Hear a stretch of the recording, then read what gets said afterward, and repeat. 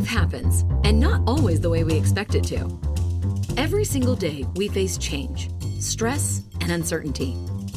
What if you could learn to thrive no matter what life throws your way?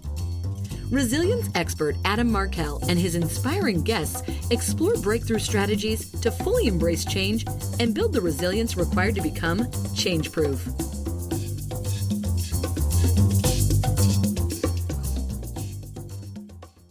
Hey, everybody. Welcome back to another Change Proof podcast episode. I'm Adam Markel. I'm your host, as you may know, and I got a great guest today. You're going to absolutely love this guy, and I'm so looking forward to the conversation. His name is Clement.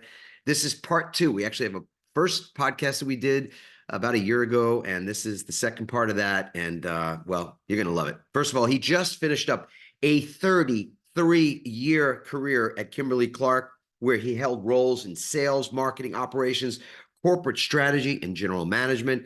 He most recently was the chief sales officer for the company, where he led a team through many go-to-market changes as buyer behaviors have changed. He is also married to a wonderful woman, Diana, and they have two grown kids, Jackson and Gracie. Sit back and enjoy this conversation. I know you're going to love it. I'm going to love it as well. Andy, this is a round two for you and I.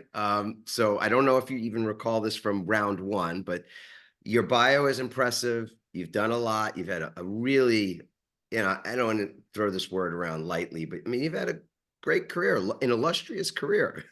So all that's clear from, the CV and all that good stuff. But what's one thing that is actually not a part of your bio that you would love for people to know about you at the start of our conversation? Yeah, no, I don't think this is in my bio, Adam, but if it is, it's kind of lost probably. But just I have been very passionate on nonprofit work, especially around areas around diabetes. My daughter is type 1 diabetic. Gracie is her name. And so my wife and I have been involved in JDRF, the Juvenile Diabetes Research Foundation, for many years. We had 18 years of walks. In fact, some of the t-shirts on my wall are winning walk t-shirts from the Atlanta JDRF walk from years ago. And then more recently, the past 5 or 6 years, we're involved in City of Hope, which is a great cancer and type 1 diabetes research group out of California. They've recently done some acquisitions and expanded. And so we actually did a lot of corporate fundraising at Kimberly-Clark the last 5 years for City of Hope, and actually got inducted into the City of Hope Fundraising Hall of Fame a month or two ago, which you probably didn't even know existed. But that's some of the stuff I'm really proud of that we've done. Yeah. It's funny, this hasn't really come up in too many of our shows, a few times, but I actually think I'm going to lean more into this going forward, because there's a lot of people who get involved in these things that we don't always talk about. And in part, I think because it's something we're not trying to point a spotlight on, Right. for obvious reasons, right? I was able to participate in Swim Across America, which was is an amazing charity, and you get dropped off in the middle of cold water, and like in various places, and you got to swim to the shore, and it's much less brutal than it sounds, although it absolutely had its moments. But to do something that way, to be involved in an effort, a joint effort, a truly team effort to raise awareness, to raise money, to do things like that. It's just, you got to find time. And if you don't, and there's a lot of people probably listening to this right now go, I so wish I had the time to get involved in some of those things. And Totally. And when we're in our research studying what creates resilience and what depletes and erodes resilience, often it is that people don't feel like they're making a big enough difference in the world. And that's one of those areas where it gives you, there's no question. You tell me if this is wrong or not. It gives you so much more than you give to it. It absolutely does. And I think stepping away from the challenges of being a business leader, it helps you reflect and put life in perspective, right? And as I finish my chapter, with Kimberly-Clark, I look back and I'm very proud of some of the things that I was able to accomplish from a nonprofit perspective. Quite frankly, probably more important at the end of the day than some of the accomplishments I had within the business. I mean, it sounds like Casey, they gave you either the space or actually encouraged you or and others to get involved in these kind of things. Is that right? I'm not so dialed into the innards of Casey, but I have you today, so that's we'll No, get to totally. Yeah. I would say, giving back has always been part of Kimberly Clark's values, right? Which have been great. We've always been heavily involved in United Way, and it was some of the City of Hope we brought forward that I brought forward with the team that Kimberly Clark also embraced and did a lot of matching and supported some of the fundraising and team building we did at our sales meetings that continued with that way of working that's just so important at KC. That's just beautiful. And do you know what the origin story of that is? Is there something that goes way? I mean, it's a company that's been around a long time, so I don't know if there are founders' stories or those kind of things where or somebody on the somebody on the board that just said, "Hey, we need to make a bigger difference in this, in the world," or something like that. I don't know. Yeah, sadly, I don't know, Adam, what the background is there. I mean, a 152-year-old company, it's just, and I was there for, 30 years of it, but it was just always the way it was. It Got was it. just kind of Yeah. assumed that you were going to give back and you're going to support. And it really tied to the culture, not only giving to charities, but just supporting other employees and folks too. It was just kind of the way of working at Kimberly Clark, and I'm sure we'll continue. Yeah. Well, let's start. I think for today, in my mind, the sort of the through line will be life in perspective. Feels like what you said earlier just really rings so it just resonates with me. Let's start at the beginning. Let's go back to you as an early, individual contributor, just getting going. What was that like for you? What did you learn through that phase and stage of your career? Yeah, I was probably like the first 10 years of my career, Adam, was, as you said, an individual contributor, which is where most people start in their careers, right? Right. And for me, it was, being a sales rep in Nashville, Tennessee at first, and then eventually becoming a marketer within Kimberly Clark Professional, our B2B business. But early on, I learned, how to deal with customers, how to deal with distributors, how to be a self-starter each and every day, and really learning how buyers think, which I think was a very good lesson for me, even when I was in non-sales and marketing roles at Kimberly Clark, to always understand how buyers buy. I just always found, incredibly valuable. And then as I moved into marketing, it was more broader around how do you market to those folks as well. But as I look back, I mean, I had some wonderful mentors in those 10 or 12 years that I would encourage folks to make sure you have, right? Who can really point you in the right direction. Don't have to be formal mentors, right? I mean, these could be people you grab lunch with occasionally, you have a call with, you swing by their office in the old days and just kind of advise you on how to get through things.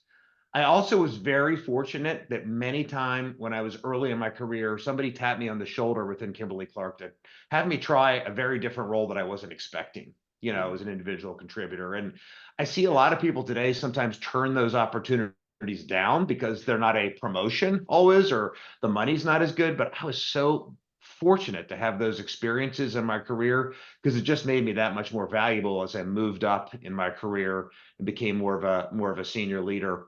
And once again, just the ability to really understand the customer, I just think was so critical for me as I moved on. I know I already mentioned that, but just want to encourage that as well. Yeah, and when you say, the mentors that arrived or that you sought out, I feel like that's a there's no formula for that. So funny, I mean, you can obviously construct things within organizations to have there be to be one-on-one mentorship type, uh, well, just to create a structure around it, and that's always a Yeah. good thing. I know in my own career, it's like you said, there were some that just arrived. I don't know, they just were there. Funny enough, Yeah. I kind of feel like that was more than just a little bit of grace, that there were people at different phases that were just sort of there, that I ended up asking questions that seemed to be willing to answer them. And not just that, but they would seek me out to sort of check in, see how I was Yeah. doing. You know what I mean? Yeah. Yeah. No, I think that's it exactly. And I think you just kind of have to use your gut feel on this person feels like a person I think I can learn from, right? A good person that wants to help me. And if you use your gut, you're going to be right probably 4 to 5 times. Yeah. And some of those people, even though they haven't been mentoring me maybe for 10, 15 years, we still connected. And as I left KC, it was amazing how many reached out and said, hey, it was great getting to know you. I knew you'd be a success, or I knew you were valuable, somebody that I could provide value to earlier in your career. So it's been special to kind of get those comments as well here at the end of my career. Yeah. I want to sort of just create a little parenthetical in the conversation about that, and actually sort of dive in on a psychological level, perhaps, to Mm-hmm. why, and get your thoughts on why do you think people at early stages of their careers, and maybe today, I think, call it the first 10 years. Now, there's some folks that are listening to this go, that's not, that that's not what I'm after. I want to be, way up the ladder or doing some pretty big things, important things long before the end of a 10-year period. But let's Yep. just say back to an earlier paradigm. I think that was reasonable. You start in your early 20s, by your early 30s, Yeah. there were some changes happening. But whatever the time frame is, why do you think people sometimes don't find those mentors? Those mentors don't find them even. Any thoughts on that? Yeah, I think some aren't looking for them. Some people just want to figure it out on their own, I think, and be self-starters, which can work, but man, I think it's just a miss. Maybe it's the American spirit, just like I will do it myself type thing, right? But and I don't want to lie, I'm sure parts of my career I did some of the same thing, but looking back now, I really was very thankful for a lot of those mentors. Does that make sense to you? I mean, what do you think? Annie, we're sharing a brain here because or something. I feel that there's maybe the thought that if you are more rugged and individualist, and you can create stuff on your own, that people will think better of you, and in the end that's a sign that you're more of a leader. Maybe Yeah. you're tapped sooner because you don't you're not showing signs of vulnerability or any of that.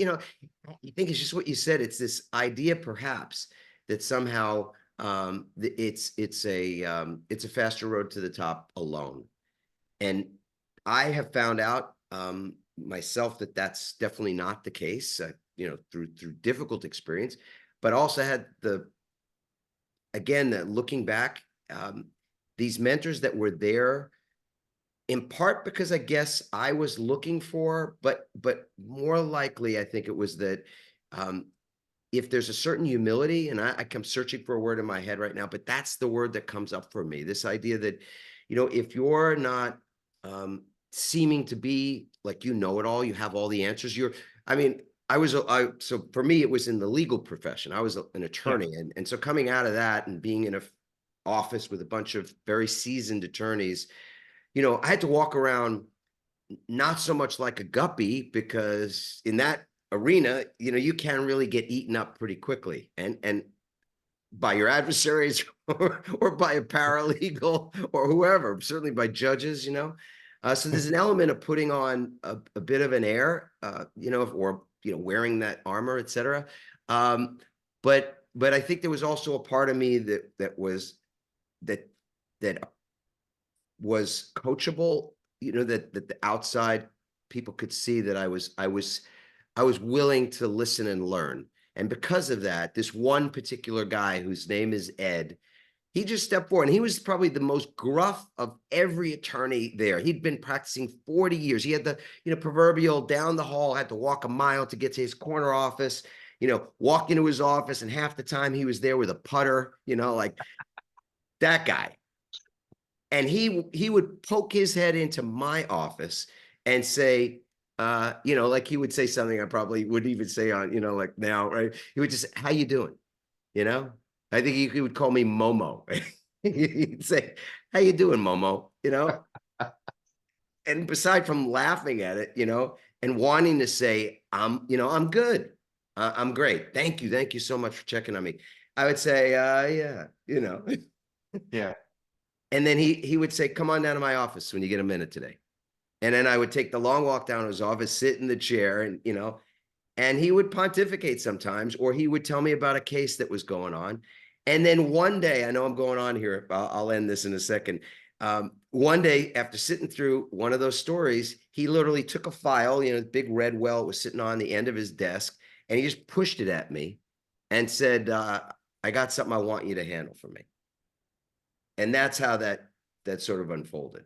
Do you have a story like that, kind of mentoring along the path for you early on, similar? Yeah, I mean, I can think of a mentor named John at KC, and very similar actually.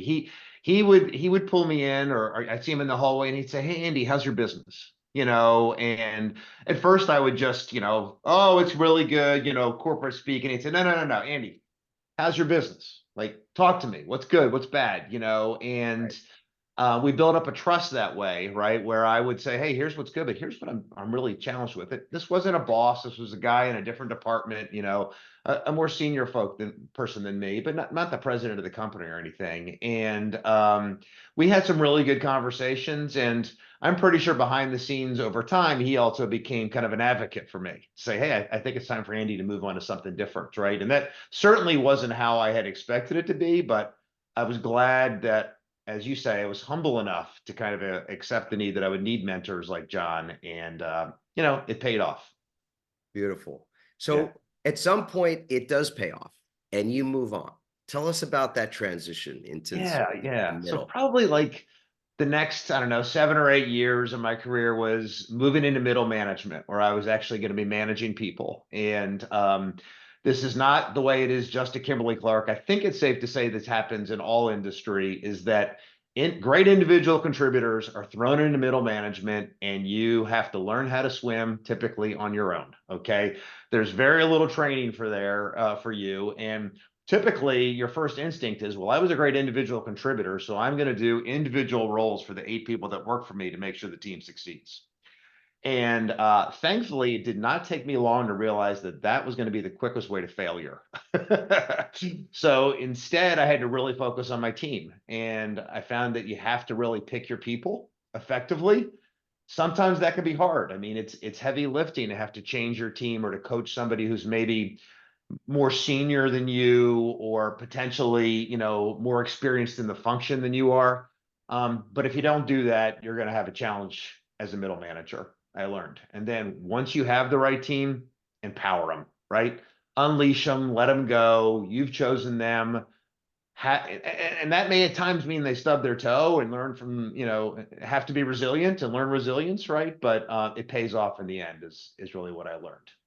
So back to the idea that, an individual contributor comes in and they're good at their thing, and that's why they got promoted, and we get that. But they're not given a lot of support at that moment, not just to continue doing what they've been doing well, but now they're working with other people. They're in charge of a team's effort and a team's result. Yeah. So I want to cover two things. One is, why doesn't it work to have everybody just, hit home runs the way you were able to hit home runs? If I can do it, everybody in this group can do it. If everybody in this group does it, we're 8 times better, and all that kind of stuff. Why does that philosophy just fail in your experience? I just think managing a team is a different skill set than managing yourself, right? I mean, it's kind of easy to manage yourself, right? You're in control of what you do, right? Whereas when you're managing a team, especially in today's workforce, it's a diverse team. We want diverse teams because they produce better results. But you're gonna be managing probably 8 to 10 people that are not exactly like you, right? And you've got to kind of learn what makes them tick, how they're different, and how you can get the most out of them, and really coach them up. And that's just a different skill set that most people don't quite understand when they're thrown in to be a team leader. Right. So, and this is more of a it's not so much a rhetorical question, but it's an enigma that we don't have a solution to at the moment, right?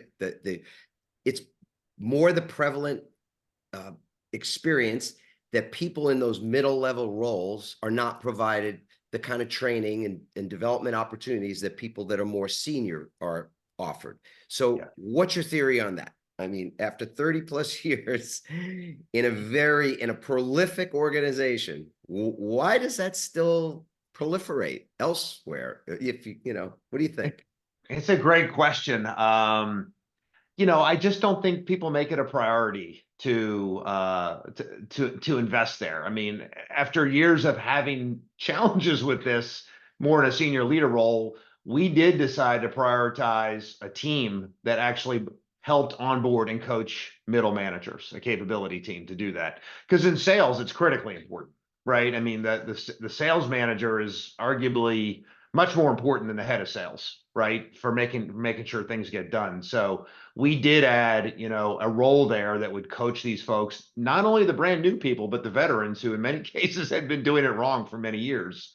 But I don't think a lot of companies do that. It's an additional expense, and they'd rather hire somebody to just go sell than to actually try to train and unleash your sales managers to be more successful. To what extent do you think that that is a mistake? And I'm not asking you to be critical of Kimberly Clark. I just think, some philosophically speaking, is this a miss, do you think, for the sort of organizations generally speaking? I think it is. And this is by no means a Kimberly Clark only issue. I mean, I think most companies deal with this. Certainly, many of the ones I've talked to have been in similar positions, right? And you talk to any consultant, when you take over a senior role, they're always going to say your middle managers are the folks you got to get the most out of, right? So it's a common opportunity for improvement, I would say. Yeah. And in my experience, what I also see is that the number one reason why people are dissatisfied with their jobs, with their roles, especially early in their career, is tied to who their manager is, tied to the so when you get so much feedback that people are unhappy with who manages them, you go, okay, so losing people, is that efficient? I mean, it's really costly to have a turnover, right? Isn't it? Big time, especially in sales. You have an open territory for 6, 12 months. If you don't get this right, it can cost the company a lot of business, a lot of opportunity. So absolutely is just a critical opportunity for, I think, most companies to continue to focus on. And so you were in that role for almost like another decade, is that right? Yeah, I did maybe 3 or 4 different roles in middle management. I actually started running a product development team, and I knew nothing about product development. So that was interesting, managing product developers for 10 years. I couldn't do their job. Maybe it was a blessing in disguise. I had to learn how to coach, and teach versus go and develop products, because I was a sales and marketing guy. But I also held middle management roles in supply chain and in strategy, and then in general management within the business too. Yeah. So again, people that are listening to this, that are managing their own career at this moment, they may be asked to do something that's clearly outside of, not just outside of their comfort zone, that could be for sure, but outside of their expertise, outside of their core competencies even. So you were asked to do that. Tell us what that situation was like for you, and how you ultimately came to say yes to that, even though potentially the pitfall was, I'll suck at this, I'll fail, and then I'll have stalled my career because I made this wrong decision. Yeah, I had a really good boss at my last individual contributor role, and she was like, Andy, you can do this. This would be great. And I had a career progression where the next thing had to be a middle management job. I was ready for that. And it was just something that was, badly missing from my resume. So I took kind of a leap of faith with discussions with my boss and her boss, as well as just knowing this was the thing I needed to do. And I was nervous, right? I guess it was an early career pivot, dare I say, Adam, but had to learn new things, create new rituals, but I was happy I did it, and it paid off. Yeah. Now, Yeah. it almost tracks, not quite identically, but you're about to celebrate 30 years of marriage, right? I am. Yeah. Yeah. Later this year. So you were at Kimberly Clark a couple of years, 2-3 years before you got married. Is that right? Yeah. Yes, I was. Okay. So at this point, in taking that leap of faith, I'm asking you a personal question, clearly. Yeah. What was that like with your spouse at the time? Like, did that idea that this is a bit of a pivot right here, like, was that a conversation you recall having? Oh, we probably had about 30 conversations on that. Year and a half, 2 years worth, right? But no, I mean, obviously, and I think you say this in the book. I mean, that you have to have people like your family and your spouse on your side if you're going to make a pivot like that, right? And my wife Diana was incredibly supportive, listened to me, knew that I could, gave me confidence to make the pivot, as well as just I knew she'd be on my side, and she has been through that. So critically important, as you say in your book. So let's go right into now senior level stuff, like that transition into a senior leader. What give us the gist of that transition, and then some things that you've learned along that path, because that's, you're getting into the problem solving is much more complex. Is that fair to say? Definitely, definitely. So yeah, I mean, you're basically moving from, first is managing yourself, then it's managing teams, then it's managing managers, right? So you got several layers then involved. And so one of the things that I learned through the years is that you have to really clearly and frequently communicate with a large organization when you're a senior leader. Right. And it needs to be a combination of things, because people don't grasp things the first time. Right. You send an email, you're like, everybody's got it. Ha ha. Right. I mean, there ain't nobody got it. Right. So you have a conference call or video call, maybe a few more get it. So you just, the importance of communicating, especially during turbulent times and change, which is pretty much always, I learned was really, really important. And for us at Kimberly-Clark Professional, especially during the pandemic, when so much changed quickly, the ability to communicate and really be clear and genuine was critical. And I've had so many people, as I've left KC, say, Andy, this is really a strength of yours. We really appreciate, all you did there. So that was certainly one thing I learned. I mean, the importance of talent does not go away. We talked about really needing to get middle managers on your side, and that, I think, becomes more and more critical as you become a senior leader, is making sure you're really picking and training those right people. And then as a senior leader, I mean, you can't work on everything. You've got to pick a couple things that are big for the business on your strategy or implementing the strategy that you're going to focus on, and you got to really empower your team to do the other things that are sort of important, right? But not as important, because if you don't do that, I mean, you're going to work yourself to death, right? So every year I tried to pick the top two or three things that could improve, in my case, our global sales organization that I really wanted to lean in on.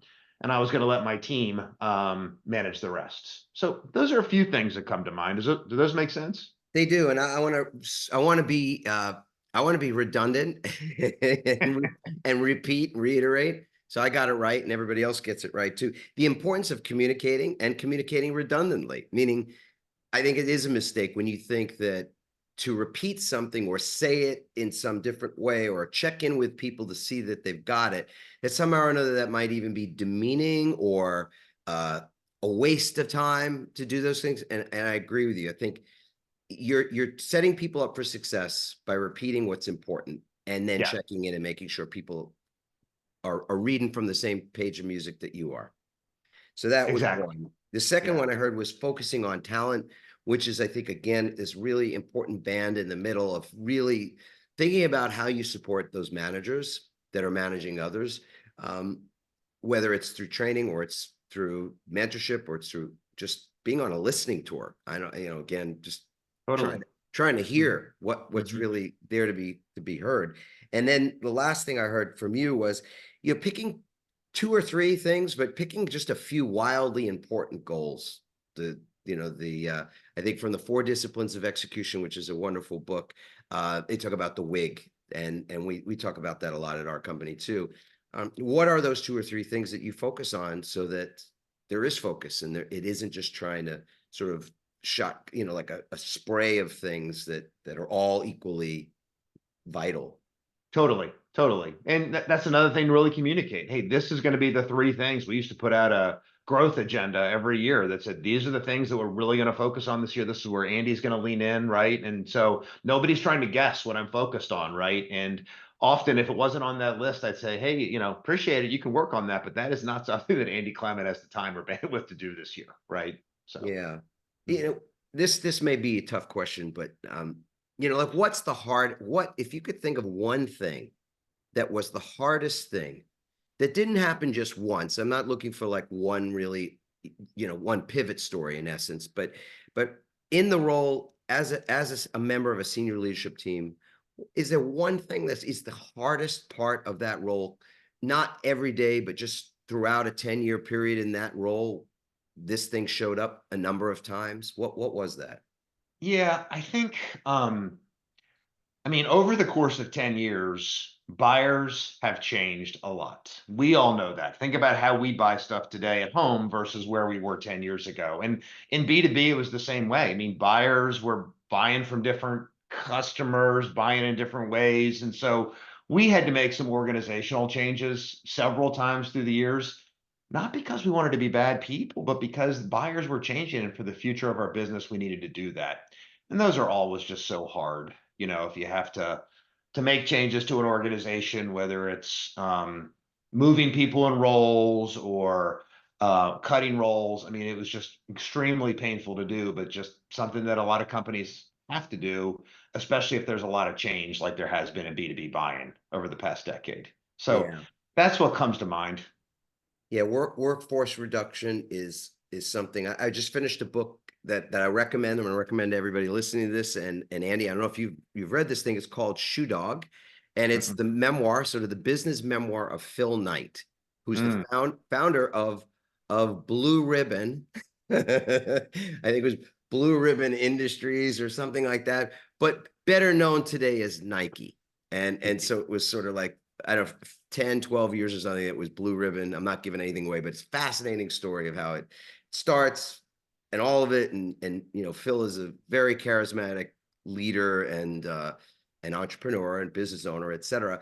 And in reading that book, I feel like at the end of all the things that he looks back on with some element of regret, if to use, because I think it's what the actual word he uses. It's the fact that he and this, I love that he said this now, and I trust that these were truly his feelings when this ended up in the book. That he felt like at a certain points, he wasn't a good enough operator. He wasn't a good enough manager himself to have avoided these inevitable changes to the organization that resulted in people losing their jobs. And that's a humble statement. Can ring hollow for anybody that's ever lost their job and think, well, it's easy for somebody else to say, I'm so sorry and wish this hadn't happened. And it's really on me. It's not really about you, or it's on us. It's not really about, but I felt it was genuine, and that's why I'm saying it now. I thought it was a credit to Phil to say that. And to acknowledge that along the way, along the path to billions and billions of dollars of success, that there are also these other stories of people have been left on the side of the road. Yeah, their pivot stories are different, and hopefully those, when they look back 10 years, hence from those moments, they're going to say that was the greatest thing that could have happened to me. And I only say that because in the worst of the pivots in my life, from a business or a financial standpoint, I look back on those, say those were the best moments. Those are the most important moments in my development. But you can't know that or feel that when you're in the middle of it. It's tough. So well said. So well said. I mean, most cases when people change jobs or leave a company, I've seen they end up in a better place. I would say 99% of the time, right? But for those months when you're going through it, it is incredibly painful. Incredibly painful. Which maybe is a good lead into just the concept of being resilient and staying resilient in a career that is long. I mean, it's gonna go quickly. Here's a spoiler alert for everybody who's not doesn't have my hairstyle and wherever you are, it's gonna go a lot more quickly than you could possibly imagine. So okay, but wherever you are right now, the resilience component, how it goes is going to depend, in my view, is going to depend on how resilient you are, mentally, emotionally, physically, and spiritually speaking. So I'm going to ask you, a man that has had a long and illustrious career, how have you been resilient? What does resilience looked like? How's that taken on a life within your career, Andy?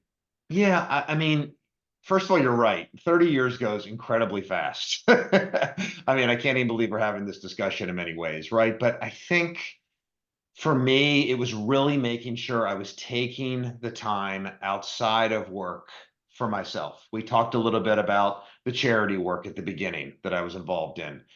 Exercise, a lot of time with family, talking to my wife Diana and our kids, spending time with God, leading a small group for North Point Church, which we've done for 10 years every Sunday night at our house.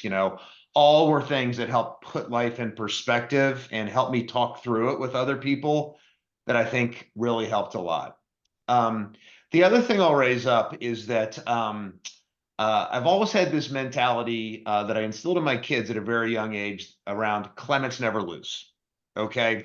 And it's not what you think, right? When you hear that, it's not what I told my kids. And this is when they were in elementary school, like after the Little League game or the test or ready to ask a girl out, was if you have a Clements never lose mentality, that doesn't mean you win every time.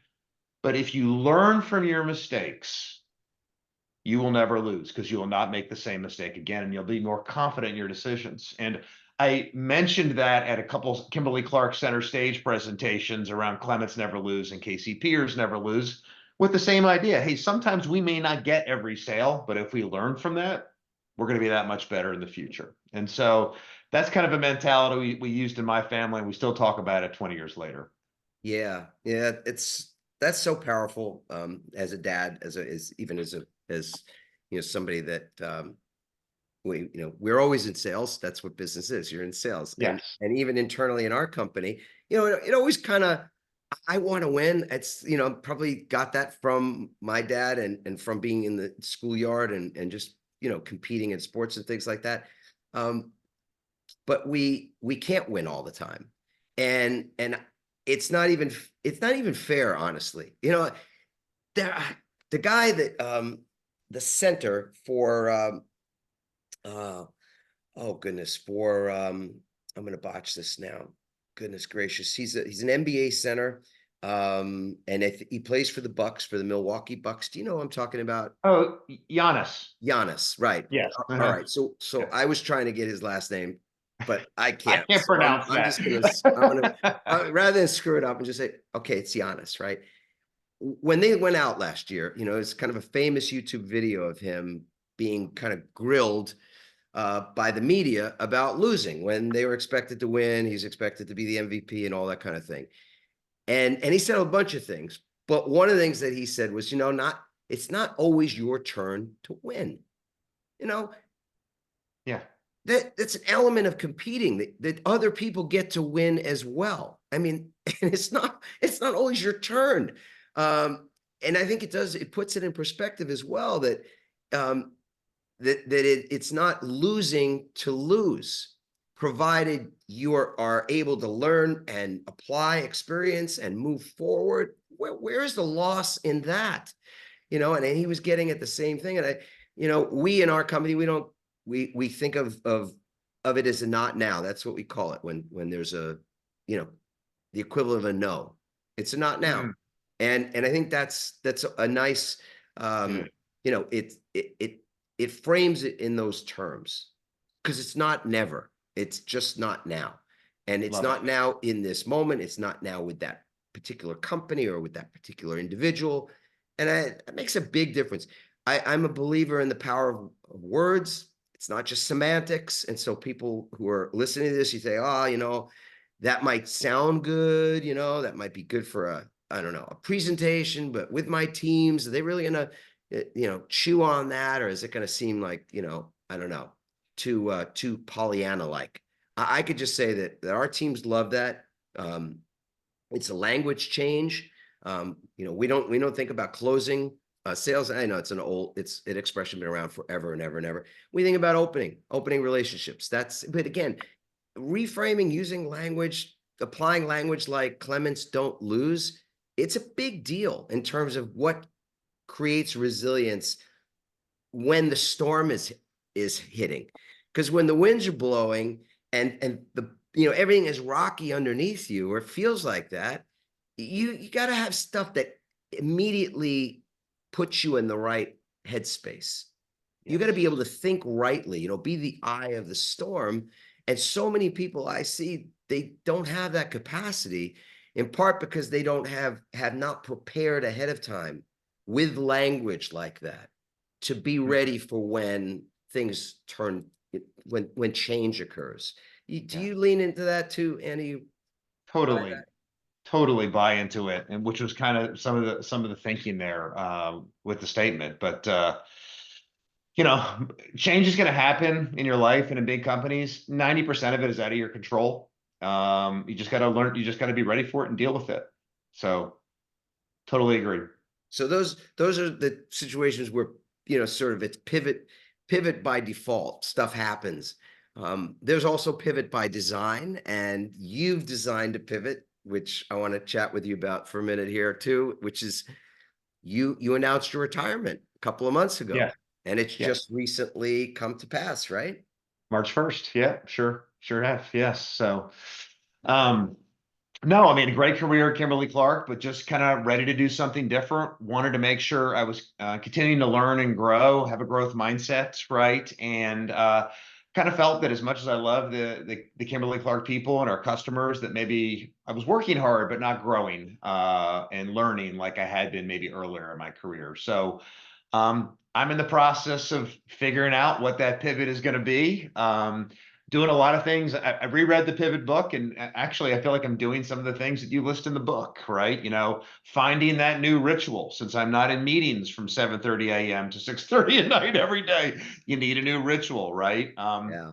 Similar to my career, working on new mentors, people that maybe are 1 to 5 years ahead of me that seem super happy with their life, and talking to them about what their secrets are, having left maybe a big company, because no one pivots alone, right? And then lastly, just making sure I'm taking some baby steps to get started on the new career. And in doing so, I've started an LLC, doing a little bit of consulting work to get going as a baby step. Yeah. And considering your stakeholders as well, right? Yeah. I'm thinking to the content in Pivot as well, and you don't do it alone. You do it as part of a team. So Yeah. so again, when you think about where you are in your life right now and your career, and I say this to the audience listening or watching, um, that mentality that sometimes we think we got to go it alone. It's not just that it could get in the way of success then or now for you, but later on, when thinking about what comes next or what might be next involves other people. Again, it'll involve that collaboration and that humility. But if you're not practiced at that, if that's going to be really a tough fit for you, the solo uh, road will probably be what is left, because it's more what you lean in, by default. It's your mode of being. And I just feel like we ought to know early on as possible how important it is that we are cultivating relationships with others, that we are willing to be always in some stage of openness to learning and growth. Otherwise, it could be tougher, I think, that way. Um, so Totally true. I just, you know, nobody has this crystal ball for the road ahead, right? But you're making a conscious choice to go into the unknown for yourself right now, because growth is it's really the only path. It's the beginning path, it's the end path, it's all of that. So any thoughts, just because maybe this is a milestone, like a mile marker that we look back on, you and I. Maybe there's another part to our conversation we look back and go, remember that day we talked about this? What was going on in your head back then? So, vulnerably speaking, do you have, are there concerns that you've got? Are there things you're super just excited about? Like, because you are replacing a ritual of being on a particular, really on task for a particular, in a structure that exists now for 152 years, and you have detached from that sort of mothership. So what is this new ritual like for you? What are you already experiencing that you could share with us? I mean, it is frightening, but it is exciting, right? Is the way I would describe it. When I first this started happening, a month or two ago, and I'm like, I've only got 8 emails a day versus 150. I mean, it was like it felt great, but it was scary, right? But hey, I've lost 10 pounds. My blood pressure's down. I am, getting a chance to do things that I've not had a chance to do. Read books, listen to a lot more podcasts, learn in areas that I know I need to grow on to continue to go somewhere else. And as you said, I've just found so many people who have been willing to help and offer suggestions in a positive way. Some of them were colleagues and friends or mentors from Kimberly Clark who have subsequently, retired or moved on to their next phase, and others are just people that kind of come out of the woodwork. But I've been really blessed to have many folks over the last 60 days kind of step into my life and offer suggestions. But I would be lying if I didn't tell you that there's not a moment every day that I'm like, oh boy, is this the right thing? Awesome. Andy, I can't tell you how much I know I've gotten so much out of this conversation. I just have maybe it's an intuition or just a gut feeling about the fact that there are a lot of people listening that just needed to hear what you shared with us today. So I so appreciate you being on the show again and for our relationship as well. Thank you, Adam. I really enjoyed it. I appreciate you having me on. I would say that theme, the through line for this discussion today, this podcast with Andy Clement, was really a life in perspective. We really just chronologically captured his entire career. I say that boldly, but we did cover a lot. We really looked at the insights that he learned, the kinds of things that he developed as skills and the wisdom of having been an individual contributor for almost a decade, a middle level manager for another decade of his career, and then finally sort of the last 12, 13 years of a career with Kimberly Clark in many senior level roles, running a giant sales organization, really looking at buyer behaviors and making adjustments, having to do a lot of things, learn a lot of new skills, develop a lot of acumen in business and in people management, really, and people leadership. I love the conversation. We talked about both the professional side as well as the personal side, talked about how we stay resilient, how we create resilience and stay resilient in our careers. I think there's a lot of insights there that you're going to want to lean into, maybe re-listen to, share with other folks. Of course, if that rings true for you.